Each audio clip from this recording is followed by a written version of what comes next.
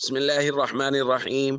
عن أبي الدرداء رضي الله تعالى عنه قال قال رسول الله صلى الله تعالى عليه وسلم: أنا أول من يؤذن له بالسجود يوم القيامة، وأنا أول من يؤذن له أن يرفع رأسه. الحديث رواه أحمد۔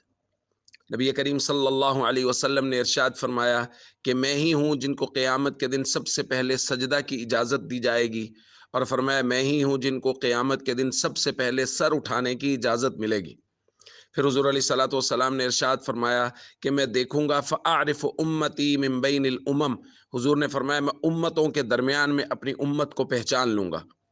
صحابی رسول صلی اللہ علیہ وسلم نے پوچھا یا رسول اللہ کیف تعرف امتک، یا رسول اللہ آپ اتنی امتوں کے درمیان میں اپنی امت کو کیسے پہچان لیں گے؟ اس کے بعد روایات مختلف ہیں۔ ایک روایت میں نبی کریم صلی اللہ علیہ وسلم نے ارشاد فرمایا ہم غر محجلون من اثر الوضوء، ان کے ہاتھ پاؤں اور چہرے وضو کے آثار سے چمک رہے ہوں گے، روشن ہوں گے۔ لیس احد کذلک غیرہم، اور ان کے علاوہ کسی اور کے اس طرح نہیں چمک رہے ہوں گے، اس وجہ سے میں ان کو پہچان لوں گا۔ اور ایک روایت میں حضور علیہ الصلوۃ والسلام نے ارشاد فرمایا اعرفہم بسیماہم فی وجوہہم من اثر السجود، میں ان کو پہچانوں گا کہ ان کے چہروں سے سجدے کے آثار ظاہر ہو رہے ہوں گے۔ دوستو آپ غور کیجئے، ایک تو ہمارے آقا حضرت محمد کریم صلی اللہ علیہ وسلم کی فضیلت کہ آقا صلی اللہ علیہ وسلم ہی قیامت کے دن سب سے پہلے سجدہ میں سر رکھیں گے، اور سب سے پہلے آپ ہی کو سر اٹھانے کی اجازت ملے گی۔ اور دوسری بڑی بات یہ کہ اس قیامت کے عالم میں نبی پاک صلی اللہ علیہ وسلم فرماتے ہیں کہ میں سب سے پہلے جس کو دیکھوں گا اور پہچانوں گا وہ میری امت ہے۔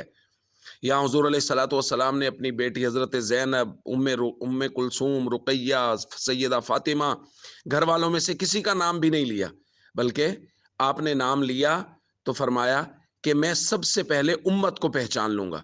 اور اتنی امتوں کے درمیان میں ہمارے آقا صلی اللہ علیہ وسلم تو امتوں کے درمیان میں سے اس امت کو پہچانے، اور یہ امتی اپنے نبی صلی اللہ علیہ وسلم کے طریقوں کو نہ پہچان پائے۔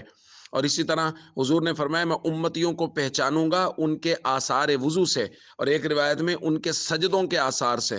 اور امت وضو سے بھی غافل ہے، سجدوں سے بھی غافل ہے۔ ظاہر ہے وضو نماز کے لیے ہوتا ہے، ہم اپنے معاشرے میں دیکھتے ہیں کتنے ہی لوگ ہیں جو نماز سے غافل ہیں، ظاہر ہے وہ وضو سے بھی غافل ہیں۔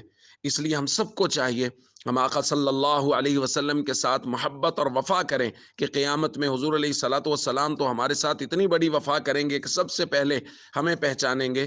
تو ہم سب کو بھی چاہیے ہم پوری کوشش کریں کہ جو ذمہ داریاں حضور نے ہم پہ چھوڑی ہیں ہم ان کو پورے طریقے سے مکمل اور پورا کریں، اور فرائض اور ارکان اسلام کی بھرپور پابندی کریں۔ السلام علیکم ورحمۃ اللہ وبرکاتہ۔